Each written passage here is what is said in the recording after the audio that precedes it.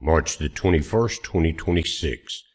Guys, we got reports that the Dimona nuclear facility in Israel has been hit by Iran and hit pretty hard. Now, the Dimona nuclear facility, if I'm not mistaken, guys, is not a nuclear energy plant. It's a nuclear weapons plant, and I don't know if there's any radiation leaks or anything going on now because Israel has put out a media blackout on the event. They're saying it's not bad, but don't talk about it. Typical demonic activity. Anyway, they indicate that Iran has targeted it, although the exact extent of any damage remains unclear, while some witness sources have confirmed a strike on the facility which houses Israel's undeclared nuclear weapons program. The IDF has not officially commented and has reportedly implemented a media blackout regarding the site. Now, they're saying this is just part of the major escalation following joint U.S.-Israeli strikes on the Iranian leadership and nuclear infrastructure, also on the oil infrastructure. And the Saars Island disaster continues to be unbelievable that Israel started. And again, I think we're dealing with demons there. They're persecuting Christians. They are doing everything they can to escalate the war, keep the U.S. in it, and other nations are thinking about coming in it. But again, thinking and doing is two different things. Trump I think that he is starting to get the message from the U.S. and from other people that this is not a good place to be right now. Pull back out. He's thinking about it, and let the people that depend on the oil handle it. But it's a great mess that's being created, guys. And I've got a report coming in from where they hit the UAE LNG gas facilities yesterday, and 5 years for that to come back on. Now, the Iranian military officials have publicly threatened to strike the Dimona site if the U.S. and Israel pursue regime change in Tehran.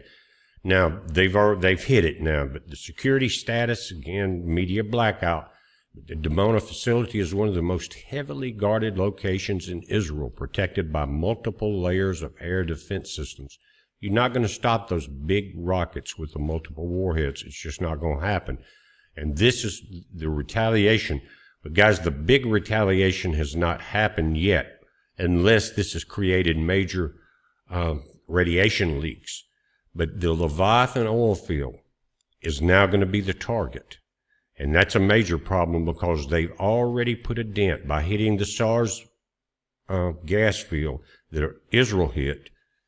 Without the U.S. knowledge, they are forced Iran to retaliate, take out the LNG plant there in the UAE, and now a 5-year wait if the conflict stops now because they took out too much infrastructure. That's going to put a terrible bind on Asia and Europe. It's not going to hurt us as far as LNG, but the overall world prices will affect us, and you're already seeing it at the pump, guys. They're confirming again yesterday's attack on the Ras Laffan industrial city that's in Qatar has severely damaged global energy infrastructure, leading to a projected 5-year recovery timeline and massive financial losses. Guys, this is going to bring the people that are affected, many nations, against Israel. And they're going to retaliate, and they're going to retaliate against them and their oil fields just off the shoreline. Leviathan is only one of 4 or 5, but it is the largest. They're saying the strike knocked out 17% of Qatar's LNG export capacity, specifically damaging liquefaction trains number 4 and 6. This represents a loss of about 12.8 million tons per year. That's of liquid natural gas. Now, the force majeure part is coming in now for Qatar. That it has been compelled to declare force majeure on long-term contracts for up to 5 years, affecting major buyers including China, South Korea, Italy, and Belgium.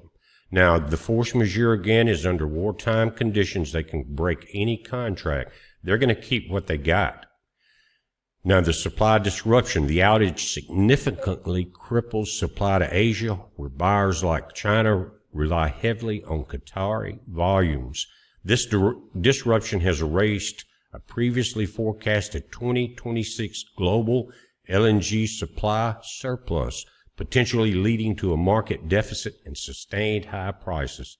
Not only did it shut it down like that, but they were about to expand that oil field. It says the massive North Field expansion project, originally intended to boost capacity by next year in 2027, is now definitely or delayed by months or even a year or more as resources are diverted to repairs instead of the expansion. Now, this is actually the Leviathan platform, and there's 4 or 5, but this is the largest, and it's over the largest gas field there. You can see the coastline of Israel in the back there, but guys, again, the size of this is not very accurately described by looking at this photo. This thing is huge. Now, this blame game that's going on right now, guys, is going to lead us into war if we're not very careful, and it's going to have to do with Leviathan also. But it says the diplomatic blame for the multi-year LNG shortage is currently split, with many nations specifically condemning Israel's initial strike on the South Pars as the irresponsible catalyst that triggered the current crisis. That's the one that Trump fussed about, said, why did you do that, and don't you ever do it again? Because it actually escalated everything that was trying to be calmed down at that point. But again, I know everybody doesn't understand this, but when you're dealing with the God of war, that's what happens. But the nations that are blaming Israel, guys, several key energy consumers and regional players have explicitly pointed to the IDF's actions as the root cause of the escalation. And as Asia and Europe are running out of gas, liquid natural gas, the blame is going to increase. The hatred is going to increase, the financial losses, the blame game is going to continue, and they're going to be pulled to some source of LNG to survive.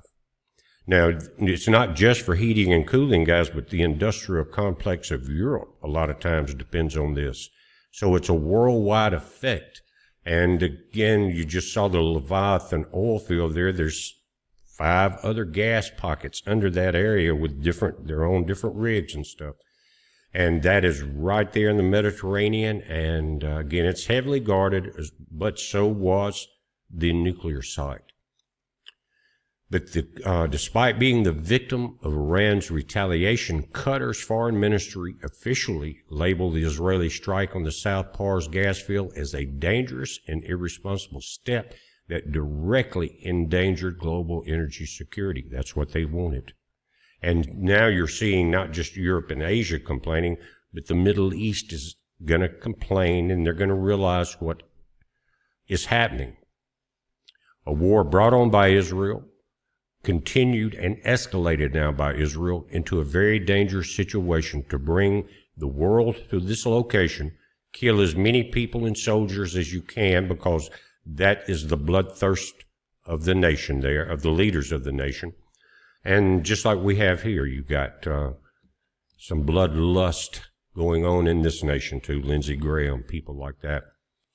Now, this narrative is expected to evolve over the next 5 years due to this physical shortage of LNG. The Asian economic fallout, countries like China, India, and Pakistan, which are the most exposed to the loss of Qatari gas, are increasingly viewing the conflict as a discretionary war that created a multi-year crunch, and it did. U.S. internal pressure within the U.S., rising fuel prices surpassing $5 a gallon now, have already begun to erode political support for the military campaign, with critics labeling it as a war choice that has backfired on global markets. I can find it very hard to disagree with that, guys. Focus on the trigger analysis suggests that because of the global energy system is so tightly integrated, nations suffering from blackouts and industrial halts, like again Europe, will likely blame whichever party they perceive as having crossed the red line first. In this case, that would be the strike on the upstream South Pars field they were not supposed to hit. And a lot of people say, well, it's going to be hard for them to hit the gas fields off the coast of Israel, but not really, guys, because this morning They fired 2 missiles, 2,500 miles, and hit one of our islands that we've used. Is not really ours. I think it's UK's, but Diego Garcia, guys, 2,500 miles away. 2 ballistic missiles struck from Iran. Now, it makes me just wonder a little bit. We've been told that Iran's Navy is depleted, and that they did have submarines, and we saw the strike a couple of weeks ago that was 700 miles from Iran. Could they possibly have some subs out into the Gulf of Oman and other areas in the sea, in Indian Sea and stuff like that, guys, the Indian Ocean, to where we're being told, or they think the missiles are coming all the way from Iran, but are they a little closer than we think due to some submarines? But again, now Diego Garcia has been hit this morning. And I don't have any really report on any damage or anything yet, but it was 2 big missiles. And the fact that they went 2,500 miles or 4,000 kilometers is pretty big news, guys, because that puts the reach of Iran so much further than anybody thought. But we're watching it, guys. You watch this as a heads up. Be safe. Again, Leviathan is going to be one of the targets, if not a target of an attack, a target of a takeover. We're watching it. You watch it. It's a heads up. Be safe.